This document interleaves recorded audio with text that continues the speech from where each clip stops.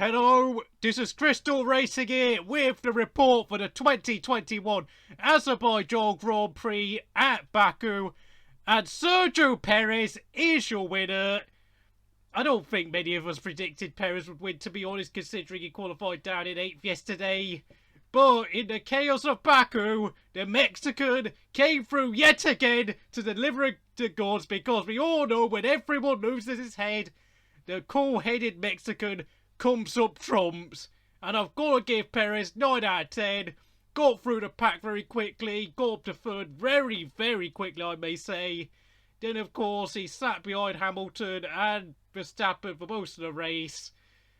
Verstappen, as we all saw, had the puncher, and then, of course, Hamilton bottled the restart, and Perez came through to take his second career win for himself, and, of course, his maiden Red Bull victory. Well done, Perez. Let's hope you win more races. And, of course, however, though, my driver of the day has to be second place, Sebastian Vettel, taking his first podium since Turkey last year. Driver of the day, and Aston Martin's first official podium in Formula 1. Yes, I know Aston Martin raced in F1 back in 1959, but of course he didn't do anything back then, and then he just ran off. But Vettel today was absolutely inspired.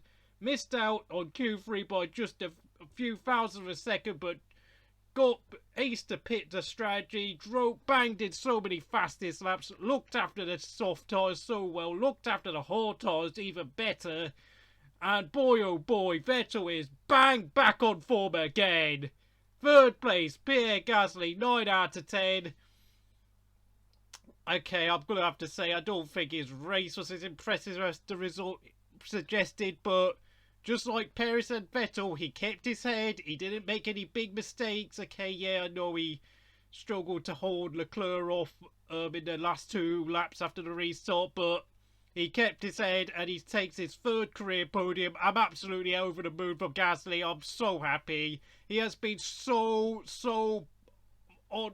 He has been, ever since he's returned to AlphaTauri, he has been just absolutely bang on form. Almost every race, killing it in qualifying. You know, strong race pace. He's such a heavily improved driver, I've got to say. 4th place was, of course, the pole sitter, Charles Leclerc, 8.5 out of 10. Ferrari's dreadful race pace reared its ugly head again. Yeah, I mean, it was always a matter of whether or not if he was going to get overtaken by Hamilton and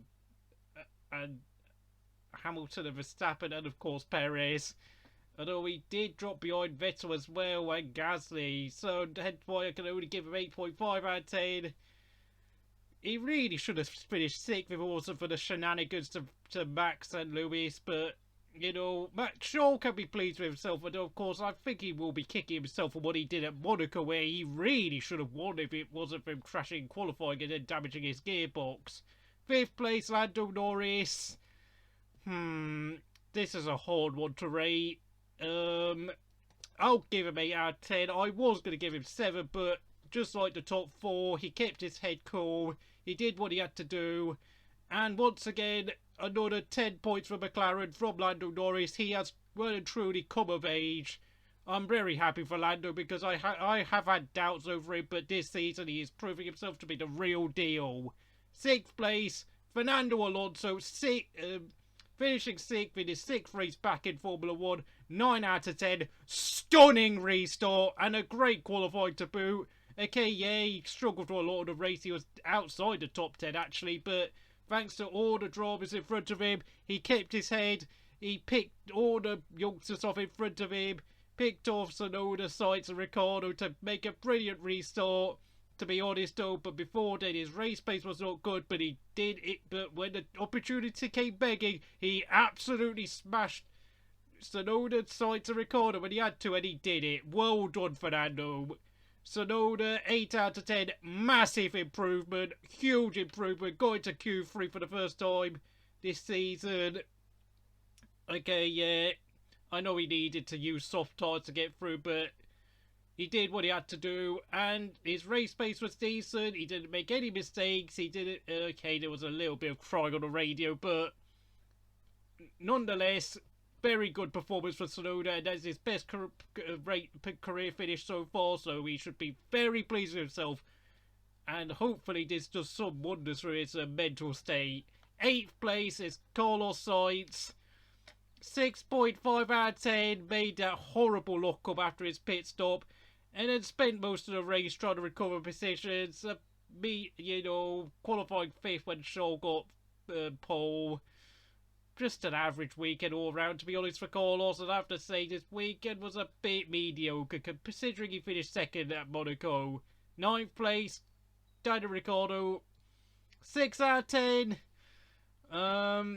Yeah, once again got knocked out in Q2. And frankly made no real impression apart from keeping his car heading in the right direction and only just about beat Kimi. Yeah, Ricciardo, you're turning into this year's version of 2020 Sebastian Vettel. Okay, I know I went a bit too far comparing to Alex Albon at Monaco last time out, but this weekend was what I would call like a 2020 Vettel type of race. 10th place and scoring his first point of the season, Kimi Räikkönen, 8 out of 10. Qualified 14th, qualifying. Strong race pace, but once again drove his usual conservative race. Kept himself out of trouble. Overtook Bottas. I'll give him that. Yeah, and did spend the whole weekend being on top of Giovinazzi, so that's good to see. And then, of course, looking at the people who didn't finish on the points, 11th. Giovinazzi, 7 out of 10. Crashed out qualifying. Stupid error when he arguably could have out-qualified Kimi again, but didn't. Started the race on the hard tyres, didn't really make them last, and then he went on another set of hard tyres, didn't really make them last either. Just bag average, 7 out of 10. 12th place. Oh yeah, I know. I know what you're thinking. Yeah. Who was that guy again? Yeah, he was stuck at the airport on Thursday in Finland, and it seems to be not only was physically he did arrive at Baku and all that and completed all the practice, qualifying and race sessions. Mentally he just wasn't there. Yeah, it's Valtteri Bottas. 2 out of 10. A reject of the day performance. Just never, ever, ever had his car hooked up at all weekend long. Horribly mediocre. It seems as if, he's still not happy about what happened at Monaco. And frankly, this guy is just counting down the days until he needs Mercedes at this point, because frankly, that was just an awful performance. He lost positions to Raikkonen and Alonso at the first restart. At the first restart, yes. And yeah, I really don't want to lay into Bottas anymore because he's mentally gone now. And I'm not sure what order everyone else finished, so I beg your pardon, but I'm going to rate them nonetheless. Latifi, 7 out of 10. Yeah, his team, there was that weird incident where his team called him in and then he stayed out, and frankly, I mean, I don't know where he finished because frankly that was the team's fault and he got a 10-second penalty for that. Mazepin, well, I know he finished ahead of Schumacher, but when you consider he once again got out qualified by Schumi and then of course had that spin around, yeah, I'm just going to give him 4 out of 10. Lewis Hamilton, 5 out of 10. Massive bottle job. I mean, frankly, he actually did beat Perez off the line for the second restart, but I mean, to lock up like that is just embarrassing, especially when you consider Max Verstappen retired from the race that was at least 25 points on board, and he threw them all away, meaning that Max keeps hold of the championship lead. And essentially, Red Bull literally won and lost and won the race again today, if you know what I mean. They lost due to the fact that, while they were winning the race because Max was in the lead and they had a 1-2 with Max and Sergio. Then they lost the race when Verstappen had his incident and looked like Max was going to fall 25 points behind Lewis in the championship. But then, of course, they won again when Hamilton locked up, and then Perez actually came over the line in first place. So, Yeah, I mean, at least, you know, Perez wins the race, allows them to keep pace, but really, though, they should have been putting a gap on both Mercedes and Hamilton in both championships. So really, it's a mixed day for the Red Bull team. And 0 points for Mercedes. Yeah, funny that. Schumacher, 4 out of 10. Was ahead of Mazepin for most of the race, but never made any impressions on the Williams in front of him.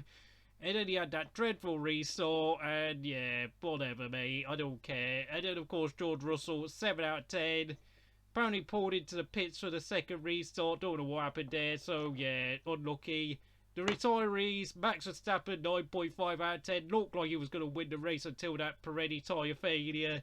And, of course, Lance Stroll was in 4th place when he had his Pirelli tyre failure. 8 out of 10. Yes, I know he crashed out in qualifying, but I've got to say it. He was seriously unlucky with that tyre failure. Okay, he wasn't as good as Vettel today, but he was very close to Vettel, I will say, considering what a stellar race Sebastian pulled out. So yeah, could have been even better for Aston Martin. Could have scored like, I don't know, got 6th or 7th with Stroll, if we're going to be honest. And of course, the other retirees, Esteban Ocon, 6 out of 10, so unlucky with whatever happened at the start of the race with his engine. But he did get out qualified by Alonso, so that's 6 out of 10 for Ocon. I hope you enjoyed this race review here at Crystal Racing. Do all the usual stuff, and I'll see you again next time.